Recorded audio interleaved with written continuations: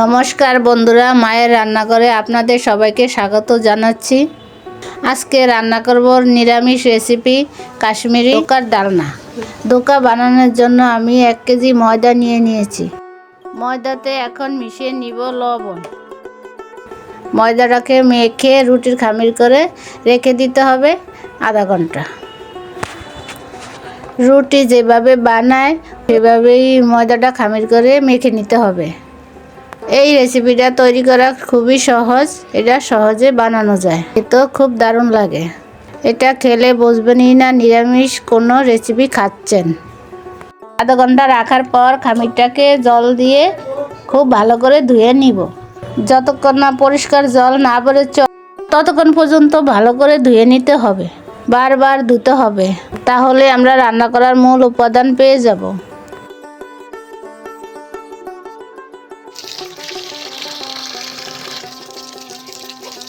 এটা দেখতে একদম ছানার মতন। 1 কেজি ময়দা ধুতে ধুতে আধা কেজি হয়েছে। এটা আমাদের ধোয়া শেষ। চলুন এবার রেসিপিটা তৈরি করি। রেসিপি তৈরি করার আগে একটা পেস্ট তৈরি করে নিতে হবে। এখানে অল্প কিছু কাঠবাদাম, কাজু বাদাম, পোস্ত ব্লেন্ডার করে নিতে হবে। বাদাম, পোস্ত পেস্ট করা হয়ে গেছে। এখন আমরা ধোকাগুলো ভেজে নিব। ধোকাগুলো একটু বাদামি করে ভেজে নিতে হবে। ময়দার ভিতরে একটু লবণ দিয়ে ছোট ছোট করে ভেজে নিব।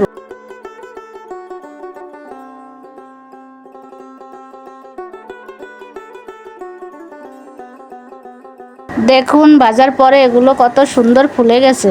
এভাবে করে লাল লাল করে সবগুলো সুন্দর করে ভেজে নিতে হবে। ধোকাগুলো একটু লাল লাল করে বাদামি করে ভেজে নিতে হবে।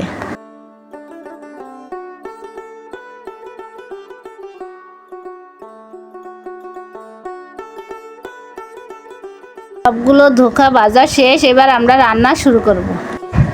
প্রথমে কড়াইতে সরষের তেল দিয়ে দিলাম, এলাচ, দারচিনি, সাদা জিরা, তেজপাতা দিয়ে দিলাম, দিয়ে ফোড়ন দিয়ে দিলাম। এরপরে তেলের ভিতরে 1 চামচ কাঁচামরিচ বাটা, শুকনো লঙ্কা 1 চামচ, আদা বাটা 1 চামচ, ধনিয়ার গুঁড়ো 1 চামচ, জিরার গুঁড়ো 1 চামচ দিয়ে 1 চামচ কাশ্মীরি মরিচের গুঁড়া দিলাম। এতে করে তরকারির রংটা খুব সুন্দর দেখাবে।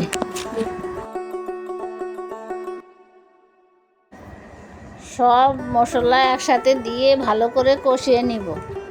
মশলা যত কষবে তত তরকারি টেস্টি হবে।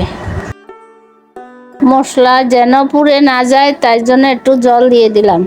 এবার দিব টমেটো সস আর টক দই। এতে করে তরকারির গ্রেভিটা অনেক সুন্দর হবে। এবার ঝোলের জন্য জল দিয়ে দিব পরিমাণ মতন।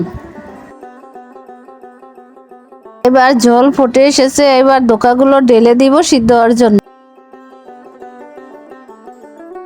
এতে করে খুব সুন্দর সিদ্ধ হবে।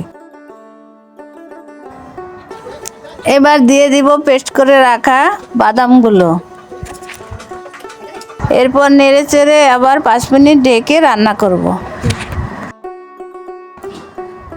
প্রায় হয়ে গেছে আমাদের রান্না। এবার একটু গরম মশলা বাটা দিব।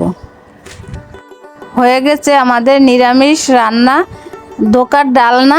এরপরে একটু উপরে ঘি ছড়িয়ে দেব, এতে করে ঘ্রাণটা খুব সুন্দর হবে।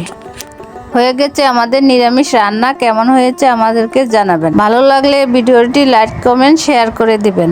আপনারাও তৈরি করে খেয়ে আমাকে জানাবেন কেমন হয়েছে। ধন্যবাদ সবাইকে।